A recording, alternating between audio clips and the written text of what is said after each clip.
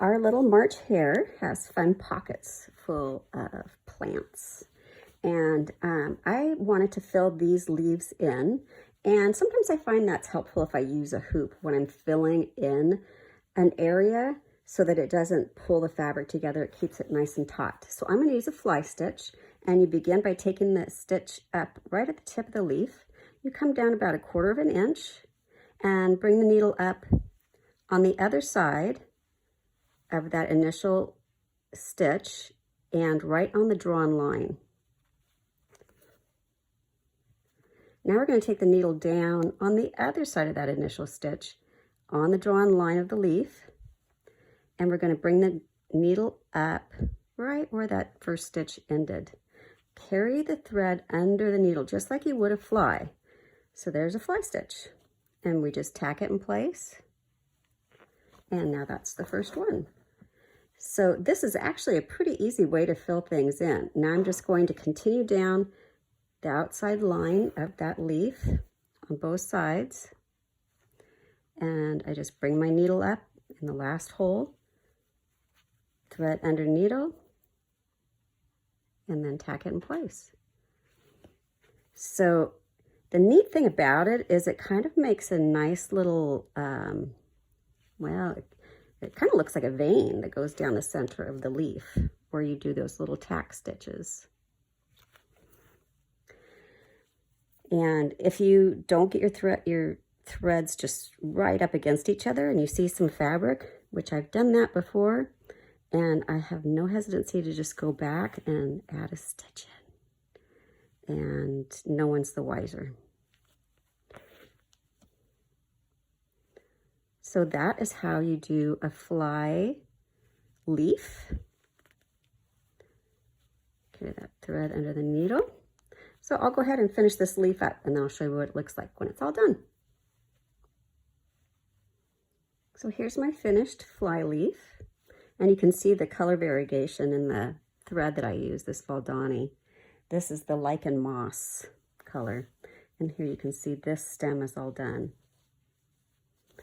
So I am going to do just the straight or the lines as a stem stitch, but I want to make sure I stitch this pocket first so that the stem can go on top of the pocket like I did over here. So it looks like it's actually sitting in the pocket.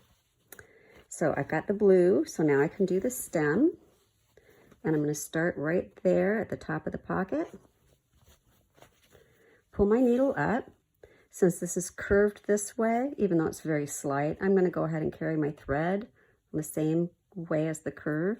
I'm going to go about 1/8 of an inch, back 1/16, and now 1/8 of an inch, and back up in that same hole. So 1/8 of an inch, back in that same hole.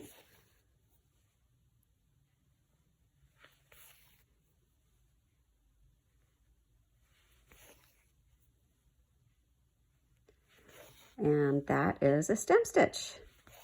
So I'll finish this up, and at the top, I'll show you how I do the little parts of these flowers, which are kind of interesting flowers. I know they don't really exist, but my inspiration was the, what do they call it? Queen Anne's lace flower, which is also known as wild carrot, which I thought was appropriate since it's a bunny. So, okay, so the stem of the plant is done, and now we've come to this top part of the wild carrot, or the Queen Anne's lace, whatever you want to call it, and those I'm doing in a back stitch, so it looks a little daintier. So for a back stitch, I take about 1/8 of an inch of a stitch, and I go back and then beyond where I came up 1/8 of an inch. Now I'd take my needle down in that same hole, go down and beyond where the thread comes up 1/8 of an inch, and continue on. And the trick is to get your needle right in that same hole. I'm getting better as I practice. Practice makes perfect. There's close anyway. So these little top parts, I'm just going to do 2 little stitches at an angle like that to form a little V. And that's what we do with the tops of these flowers. So I'll go ahead and finish that up. So I now have all this finished. So now we can do these little pink French knots. And the other thing I'll show you right now is the eye. So I wanted to look kind of like she was smiling. So this is a really simple way to make a little arch like that. I'm just going to use a very shallow fly stitch. So I'm going to come up on one side of the little curve, go down on the other side of the curve, and come up at the top. The needle goes, or the thread goes under the needle. You're going to pull it away from you and then just tack it on the other side. And now she has a happy little face.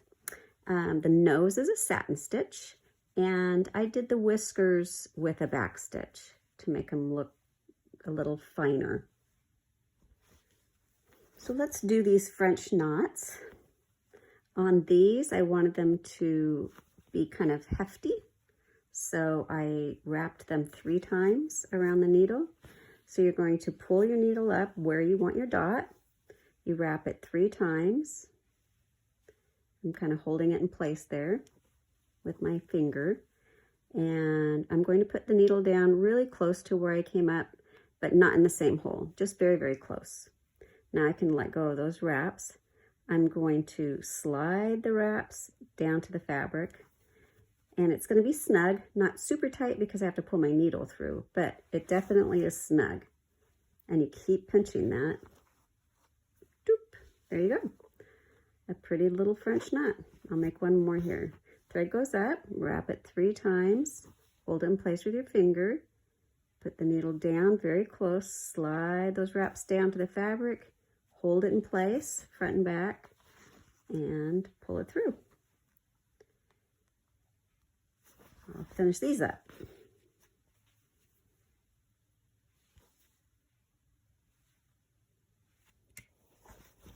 So to do this little girl's ear, I just did a stem stitch to make the little loop on the outside, and I'm going to fill it in with a stem stitch. And I'm going to carry my thread on the same side as the previous row of stitching so that it will kind of close that gap. And what we're going to do is just go around and around and around until we get to the center. And it just is a fun way of filling in and giving it a little bit of texture, whereas a satin stitch would be really, really smooth. It would look good too if you want to try that. But you can see over here how that's filled in with a stem stitch. And that's as easy as it is. Just go around and around until it's all filled in. Little Miss March Hare is all done. Her ears are filled in with the stem stitch. She's got the 2 little fly stitches for the eyes that make her look like she's smiling quite a bit. And I wanted to do it again, but just in monochrome color, so I was just going to do it with one color.